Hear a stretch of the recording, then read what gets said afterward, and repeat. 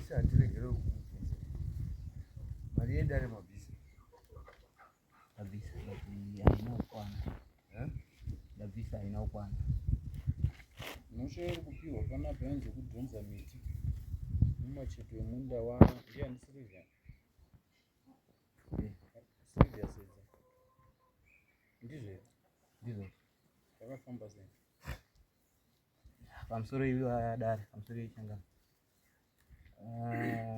takati musi wa 16 musi Sunday ndo ndandine kamombe kandandirodzidzisa kumunda saka tinoita zvokujoinidza zvine vamwe ndinogara saka iwo wapanext week kwandinogara pane kwavanga vachigadzira waya kune munda wavo saka ndo paitema zvimasau paida kufamba newaya zvimasanzu zvava zviri musaidi mewaya maida kufamba nawo newaya ndiva tadi zviva zvaungidzwa saka musi wacho uyu ndovandazoti no ndine kamombe kandira kudzidzisa zvimasanzu waibva kuti zvimasanzu zvedu zviri kudhonza zviri kutorwa nawo ndikati hazviite here kuti ndine kamombe kandira kudzidzisa tibatanidze neBhemani Range zvasinzi mati masanzu ari kutorwa nevanhu achienda hazviite here kuti tibatanidze timbotry kusunga kamombe tione kuti kanofamba ndo aibva ndoti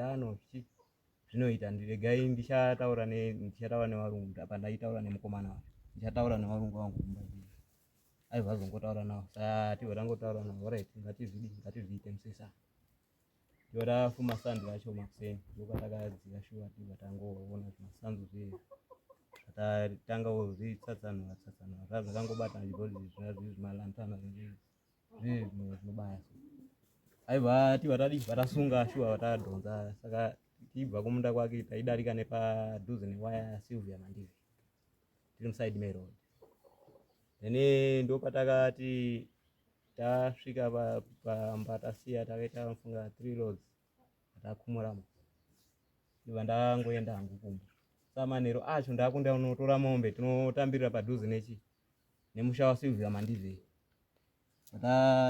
ndakasangana na Silvia Mandivi ari kutaura neumwe next door yake Doris Mandivi saka ini ndanichidarika manje ndopakati vanhu wadhonza miti vanzi wadhonza miti akati wadarika nemombe apa dai ndandaona ndibva ndati saka ini ndandatova padhuze nawo ndibva ndati ko kuneiko mbuya zvikanzi vanhu wadarika nemiti nemombe apa warikudhonza something zvokuti akatoona haana kutoona hake ndibva ndati no mbuya mungazonzwe nemakuhwa here ndisatadarika nemombe apa makuseni tiri kudhonza zvimasanzu zvotati kubva nazvo pambuya mahera ndinotaura nyaya zvikanzi akandiwe ndikati ndini kunei zvikanzi hausi kuziva kuti uri kukonzeresa soil erosion iri mumunda mangu saka ndopanda ndati mbuya pane munda here zvikanzi uri kutopindura hako ndo wandaenda kumanga ndikati mbuya alright ini vandati ichiri nyaya yekuti kudhonza miti here kana kuti zvikanzi saka aibva ndoramba rundopopota ndakubva ndaenda kumangara chichi ndakuenda kuema ndira kuenda uchi shuwa ndiri kutokupikira nambuya wangu ndiri kukupikira nemwana wangu ari pamasapurika ndakuenda kuti komangara ndopanda kuti mbuya endai modi endai momangara ndaitotaura ipa ndiri kutofura ndiri kutofamba ndiri kuenda saka ndopandakazoona mupurisa asvika kumba aipinda kusunga saka inga mbuya wakakubatisa kuti uri kudhonza miti zvinokonzera soil iwo uchiziva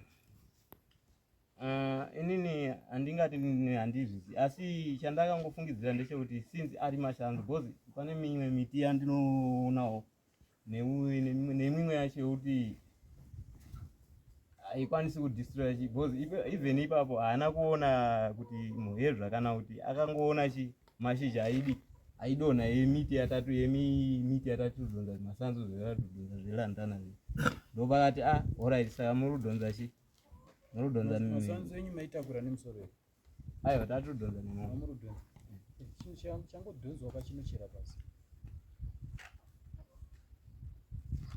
auzvizivi here kuti chichadhonzwa chinochera pasi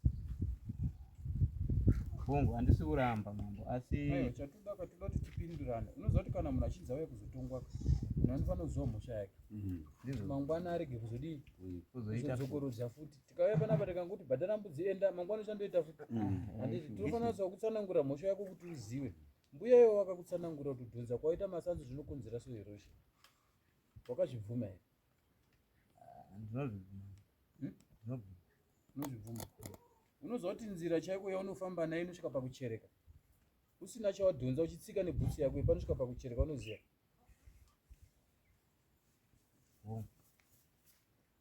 Saka kana uri kuti iwewe ndakadai hazvaikonzera iwe uri kutaura kuti wakadhonza. Dai kuti wanga uri kutaura kuti ndakaita yekutakura taiti mbuya vanopengana. So erosion yakaitika musoro mako noti waita makore mangani mumbuya akura zvakadii mbuya atanga kufungira iwe womupikisa futi wakura asi inini ndakangofungidzira kuti since ari masango apa in other side taatira kudzidzisa tida kudzidzisa kamombe katatinasiri mumunda momunhu tatisiri mumunda mumasaidi meroad tati ufamba mumasaidi meroad apa nzira pamunda pake padhuze neparoad after anofunga 5 meters apart neroad saka isi taitonzoengawo kuti tirubva muroad ngatifambewo tiri mumachena tidhonza chimasanzu aya inyika yani imhosva. Ngatimbosesedza tisvike parida kusvika. Waidhonza masanzu kunze kweyadhi yake munyika yani? munyika yeZimbabwe. Munyika yeZimbabwe. Saka Zimbabwe rega ichikupa mutongo mani. Kuti uzive kuti munyika yeZimbabwe kuna vanopa mutongo. Handiti pamhosva yako wakaita unofanira kupesa mari dzako dzidare ubhadhara mbudzi. Ndio mutongo uri kubva kuZimbabwe. Sematauriro aita kuti nyika yeZimbabwe. Tiri kuwirirana.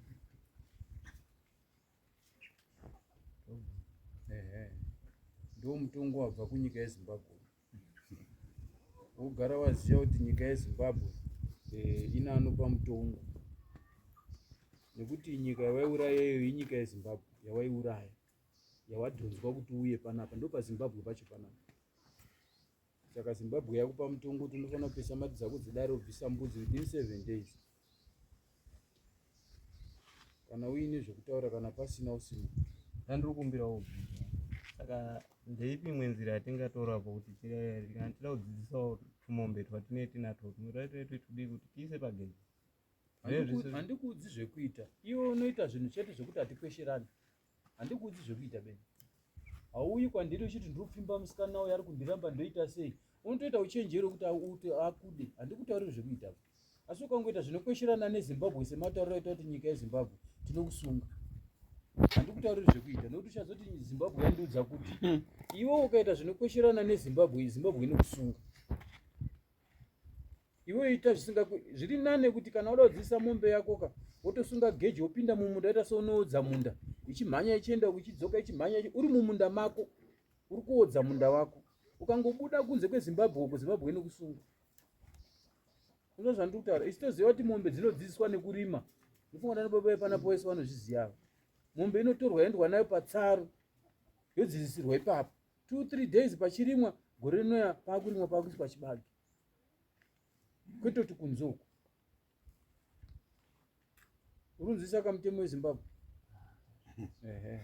Ndo zvinoita Zimbabwe. Kana wagutsikana usimo. Ombera akuzaro Sarutani boss.